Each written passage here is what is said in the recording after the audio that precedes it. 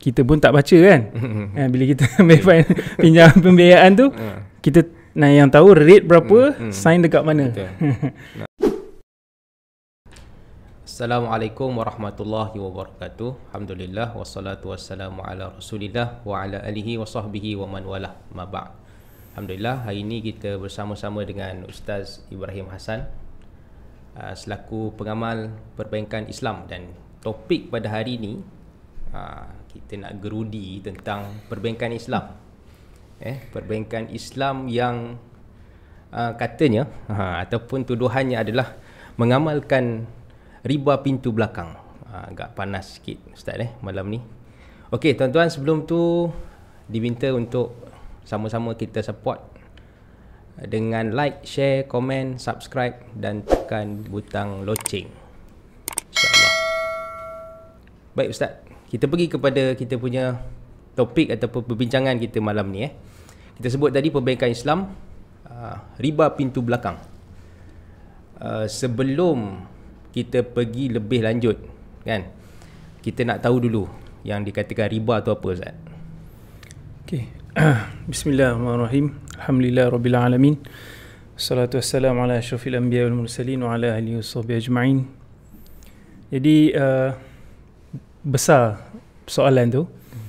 Cumanya secara ringkasnya, kalau kita lihat riba yang diamalkan oleh perbankan konvensional ni, dia lebih kepada riba duyun. Maksudnya riba hasil daripada pinjaman. Maksudnya bila kita pinjam 100, sepatutnya kita pulang 100. Itu konsep Qardul Hasan, pinjaman dalam Islam lah. Tapi apa yang berlaku, riba dalam bank konvensional ialah bagi pinjam 100 dengan syarat pulang balik RM110. Jadi 10 lebihan tu adalah riba. Sebab itulah hadis disebut kullu qardin jarra naf'an fahuwa riba. Jadi apa-apa pinjaman yang mendatangkan hasil lebihan dikira sebagai riba kan. Tak kisahlah manfaat tu, lebihan tu dalam bentuk duit ataupun dalam bentuk material, apa-apa juga benefit, as long as ada benefit kat situ, then dia kira sebagai riba. Jadi kalau dalam bentuk duit mungkin benda tu nampak jelas lah kan? Tapi ada juga contohnya macam katakan saya pinjamkan motor kepada Ustaz Wan. Saya kata dengan syarat bila pulang minyak penuh. Tu manfaat tak tu? Maknanya kalau disyaratkan begitu, maknanya lebihan ataupun manfaat tu dikira sebagai riba lah. Betul. Tapi kalau saya yang ikhlas nak bagi, itu cerita lain. Tak disyaratkan, no problem. Kalau tak disyaratkan tak ada masalah maknanya. Dan saya tidak mengharapkan apa-apa. Tiba-tiba macam Ustaz Wan okey lah sebab ada bagi pinjam, pulang balik 200 kan. Saya pun alhamdulillah. Okey, faham Ustaz.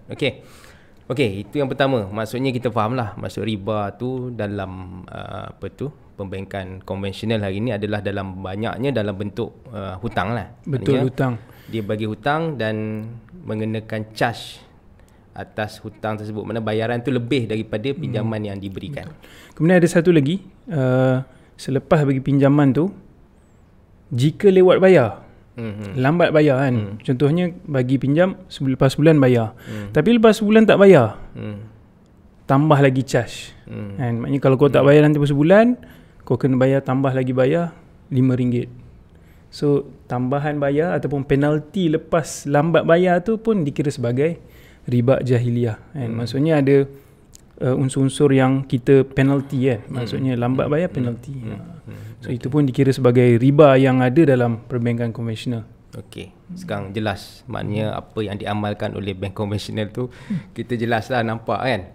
Okey, tapi yang menjadi persoalan ataupun pertikaian sekarang, maknanya kalau kita pergi kepada bank Islam pun kan, maknanya kita tak nak guna bank konvensional. Sebab apa? Sebab dia mengenakan riba, manfaat daripada pinjaman yang diberikan. Kita pun beralih ke perbankan Islam. Tapi kalau orang di luar sana kata lebih kurang sama juga, dia ambil untung juga. Maknanya kita still kena bayar tinggi dan mahal juga. Okey, Ustaz boleh tengok apa perbezaan dia kalau kita boleh bincangkan? Okey, sebab tu mungkin ramai yang salah faham ataupun kurang tahu bila mana perbankan Islam ni dikatakan sebagai riba sebab dia charge sama macam konvensional, kan? Sama macam konvensional. Tapi sebenarnya apa yang berlaku di belakang tu berbeza. Sebab kalau konvensional semua semata-mata pinjaman, tetapi kalau perbankan Islam sebenarnya ada akad kat belakang tu, akad jual beli. Sebab tu Allah Subhanahu Taala berfirman, wa halallahu al-bai' wa harrama riba. Allah menghalalkan jual beli dan mengharamkan riba. Sebab tu perbankan Islam mengamalkan jual beli. Mungkin kita tak perasan lah sebab kita pun tak baca kan. Bila kita ambil pinjam pembiayaan tu, kita yang tahu rate berapa, sign dekat mana. Sedangkan ada akad jual beli. Maksudnya bank dia akan beli komoditi ataupun aset, kemudian dia jual kepada pelanggan pada harga yang lebih tinggi ataupun markup dengan profit. Dekat situ ada elemen profit. So profit ni mungkin elemen dia orang nampak daripada luar sama macam interest ataupun bunga daripada bank konvensional. Tetapi berlakunya akad dan bank bila jual ada profit. Dalam Islam tak ada masalah kalau kita jual barang ada profit. Kan, kita jadi orang tengah, kita jual barang dan profit. So dekat situlah beza yang utama lah dalam bagaimana perbankan Islam ni bila dia structure ataupun bila dia jual produk dia, ada elemen jual beli dan ada markup profit. Mungkin tu yang membezakan di antara bank konvensional dan bank Islam, dia term ataupun penggunaan istilah tu kan. Betul. Pinjaman kan, loan dan apa, pembiayaan kan? Ya, betul. Financing. Mungkin itulah yang membezakan. Tapi orang tetap petikai kan, sebab dia tetap ambil untung. Dan adakah ini yang dikatakan sebagai helah, yang dikatakan riba juga, tapi riba pintu belakang, digunakan term Islam tu. Macam mana Ustaz? Okey, memang ini antara benda yang bila orang tak puas hati, dia akan cuba cari dekat mana angle yang dia boleh hentam perbankan Islam. Cumanya bila dia nak apply ataupun nak memohon pembiayaan tu, dia tak ada masalah pun, kan? Dia tak ada isu. Tapi bila tak boleh nak bayar, dekat situlah dia mula petikaikan, oh ni tak ikut syariah, ini sama macam ini menindas, ini tak adil, ini lagi mahal kan. Sebenarnya produk tu memang design dia mengikut patuh syariah. Dan segala prosedur dan proses tu melalui satu prosedur yang panjang lah. Maksudnya dia bukannya sekadar merubah terminologi kan, terma-terma yang digunakan, tetapi dekat sana ada syariah komiti kan, panel penasihat syariah yang akan tengok bagaimana produk tu kita structure, bagaimana akad tu berlaku. Ada juga review kan, yang akan tengok balik betul tak seperti apa yang telah diluluskan oleh panel syariah. Kemudian ada audit lagi kan. Jadi semua prosedur ni ada dalam proses produk perbankan Islam. Jadi kita pun perlu faham juga sebenarnya, boleh ke perbankan Islam ni charge profit ataupun patutnya bagi free je, bagi Qardul Hasan kan. So sebenarnya perbankan ni dia entiti syarikat juga kan. Mana-mana syarikat yang ada shareholder, ada pemilikan kan. Jadi pemilik mana yang nak syarikat dia rugi kan. Sudah tentu pemilik syarikat ni, shareholder ni, dia nak ada keuntungan. Itu juga apa yang dilakukan oleh perbankan Islam pada hari ini. Jadi ada elemen profit. Jadi perbankan Islam ni dia bukannya kebajikan, dia bukannya macam agensi kerajaan yang bagi banyak grant, pembiayaan dan sebagainya secara percuma. Tak. Dia sama macam syarikat biasa yang buat perniagaan, dan sama juga dia akan mengutip untung dan hasil lah. Cumanya kita perlu faham juga, mungkin ada setengah orang kata kenapa tak charge murah dan sebagainya. Kita perlu faham fungsi bank ni dia orang tengah, intermediaries. Ada pihak yang menyimpan duit, which is kita lah. Kita semua simpan duit kat bank. Kemudian bank akan bagi pembiayaan kepada orang macam kita juga. Andai kata pembiayaan tadi tu rugi ataupun katakan ada yang tak mampu bayar dan sebagainya, dia akan memberi kesan kepada yang menyimpan tadi tu. Adakah kita nak wujudkan satu ekosistem yang tak stabil kan? Bila mana orang tak mampu bayar, akhirnya menyebabkan kesan kepada yang meletakkan duit ataupun menyimpan duit dalam bank. Dan ataupun sebenarnya kita nak lihat kestabilan di mana bank dia boleh bagi pembiayaan dan masa yang sama dia boleh menyimpan duit orang ramai dalam keadaan yang selamat. Itu maqasid yang kita perlu lihatlah. Okey, saya tertarik tadi satu perkataan yang Ustaz gunakan, maksudnya bank ni bukan badan kebajikan lah, sebab bila orang faham Islam ni dia kan bagi pinjam banyak tu bayar banyak tu lah kan. Tambah pula bank Islam, dia guna bank Islam. Jadi dah Islam bagi 100 bayar 100 lah. Pinjam 100,000 bayar 100,000 lah. Tapi dalam Islam ada yang disebut sebagai qardul hasan tu kan. Cuma bank Islam dia bukanlah entiti kebajikan yang memberikan qardul hasan, tapi dia menjalankan perniagaan. Betul Ustaz? Betul. Okey, apa kelebihan sekiranya kita mengambil pembiayaan ataupun pembiayaan daripada bank Islam kan, berbanding dengan bank konvensional tadi, selain daripada yang ni riba, yang ni tidak riba kan, ini jual beli, yang ni riba kan. Selain daripada tu, maknanya kalau orang kata dari sudut, kalau orang yang tidak melihat kepada halal haram, dia kata dua-dua pun ambil untung, jadi apa bezanya aku ambil di antara dua ni kan. Kalau orang tak ambil kira halal haram, riba tak riba tu lah. Jadi apa lagi kelebihan yang diberikan oleh perbankan Islam? Okey. Maksudnya bagi yang memilih sebab agama tu, maknanya itu adalah matlamat utamalah dia ambil perbankan Islam. Tapi kalau kita lihat ramai juga yang non muslim atau yang bukan Islam dia ambil perbankan Islam. Sebab ada beberapa features dalam produk perbankan Islam ni sebenarnya menguntungkan pelanggan. Yang pertamanya ialah bila kita buat pembiayaan, adanya fix ataupun adanya sale price, ada capping. Maksudnya bila mana kalau let's say interest rate tu meningkat tinggi, dia tak akan melebihi selling price. So dia akan ada level of comfort, maknanya kita akan rasa lebih tenang sebab tinggi mana pun interest tu naik, bank Islam dia tak boleh nak charge lebih daripada tu. Dia ada capping, ada ceiling rate kat situ. So jadi mereka yang mungkin tak nak ambil risiko yang besar, dia akan memilih pembiayaan Islam. Sebab apa? Sebab dia tahu bahawa bila mana interest rate naik, dia tak akan melebihi ceiling tadi tu. Itu satu. Yang keduanya, bila lambat bayar. Lambat bayar. Kalau konvensional, dia akan ada compounding. Maksudnya hari ni lambat bayar, let's say charge 10%, esok lambat bayar, dia akan charge rate tu tambah lagi 10% tu pun kena charge juga lambat bayar. Tapi dalam perbankan Islam dia tak boleh. Dia punya late payment charges dia tu tak akan compounding. Dia tak akan multiply lah. Dia tak akan compounding. So tu antara dua features kelebihan yang ada dalam perbankan Islam yang mungkin akan menjadi selling point untuk yang non muslim pun akan tertarik untuk ambil produk perbankan Islam.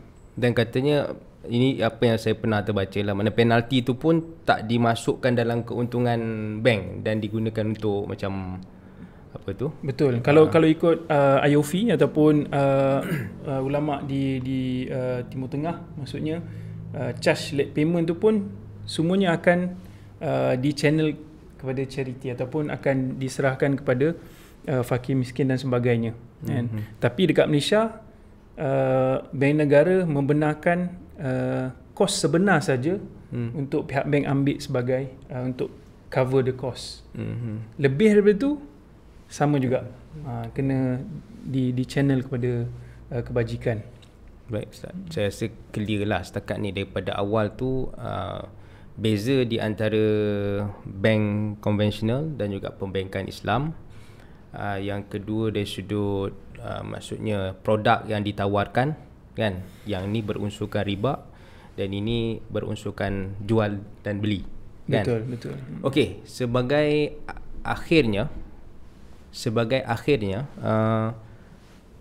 apakah nasihat Ustaz sebagai orang yang dah lama dalam perbankan Islam kepada mereka Muslim yang masih mengamalkan ataupun menggunakan servis khidmat daripada bank konvensional? Ini yang masih belum berubah lah kan? Masih anggap lebih kurang sama je, dua-dua pun ambil untung, jadi buat apa aku nak ubah kan. Satu lagi, orang yang dah menggunakan servis perbankan Islam tu sendiri, apa nasihat Ustaz kepada kedua-dua golongan ni? Okey, kepada mereka yang masih lagi mempunyai pembiayaan ataupun mempunyai pinjaman di bank konvensional ataupun masih mempunyai simpanan di bank konvensional, maka segeralah untuk berubah kepada perbankan Islam. Sebab dalam Quran Allah SWT sebut mereka yang terlibat dengan riba ni mengisytiharkan perang dengan Allah dan Rasul. Tak ada dosa yang lebih besar daripada mengisytiharkan perang dengan Allah dan Rasul. Hari ini banyak dah dipermudahkan untuk kita berhijrah daripada konvensional kepada Islamik, kepada perbankan Islam. Banyak bank yang telah menawarkan secara percuma bila mana kita berpindah daripada konvensional kepada perbankan Islam. Bukan hanya sekadar tu, bahkan banyak lagi sebenarnya. Kalau kita lihat contohnya KWSP, hari ini orang banyak banyak meminta untuk pengeluaran KWSP kan. Sebenarnya KWSP pun ada KWSP syariah dan KWSP yang bukan syariah. Dan ini benda paling mudah sekali. Semua benda boleh buat secara online, perpindahan boleh buat secara online. Sama ada kita ada kesedaran dan ada keazaman, itu tanya pada iman masing-masing. Semua kemudahan telah disediakan. Tak ada alasan dah lagi untuk kita untuk kekal dengan riba dan juga perbankan konvensional. Dan satu lagi, bagi yang dah menggunakan servis ataupun perbankan Islam tapi dia masih macam ada rasa ragu-ragu, dia kata lebih kurang je dua-dua pun aku bayar mahal juga kan. Jadi apa nasihat kepada mereka ni? Kepada mereka yang masih lagi ragu-ragu tetapi sudah berada dalam perbankan Islam, maka kekallah dalam perbankan Islam. Sebab selain daripada ianya tuntutan agama, sebenarnya ianya adalah salah satu daripada, kalau kita lihat dari sudut produk featuresnya pun secara kompetitif. Tidak ada untungnya mengambil perbankan konvensional dari sudut komersialnya kan. Dah setara kan. Maknanya perbankan Islam ni dah setara dah, setanding. Bahkan kita lihat pertumbuhan kadar mereka yang mengambil perbankan Islam ni dari tahun ke tahun semakin meningkat. Jadi cumanya mereka yang sudah pun mengambil perbankan Islam, maka kita boleh tambahkan ilmu kita tentang kontrak-kontrak yang ditawarkan oleh perbankan Islam. Maknanya kalau sebelum kita nak ambil pembiayaan tu, kita baca dulu terma-terma yang ada, apa kontrak yang diguna pakai, apa yang akan berlaku sekiranya lewat bayar, apa sebenarnya akan berlaku sekiranya kita melangsaikan hutang itu secara awal. Semuanya tertulis dalam perjanjian yang ada dalam kontrak tersebut. Isunya kita sama ada baca ataupun tak je lah.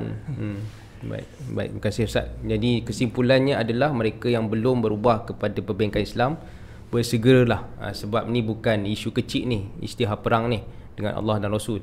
Dan yang kedua, bagi mereka yang dah ada ataupun dah menggunakan perbankan Islam, servisnya dan sebagainya, kena tambahkan ilmu lah. Maksudnya dia tahulah apa yang dia sign tu, bukan sekadar kita sign dan untuk kita dapatkan pinjaman ataupun pembiayaan semata-mata. Jadi sekadar itu saja malam ni Ustaz. Terima kasih berkongsi ilmu. Ada masa kita jumpa lagi. Terima kasih kerana menjemput, insya-Allah. Baik. Assalamualaikum warahmatullahi wabarakatuh.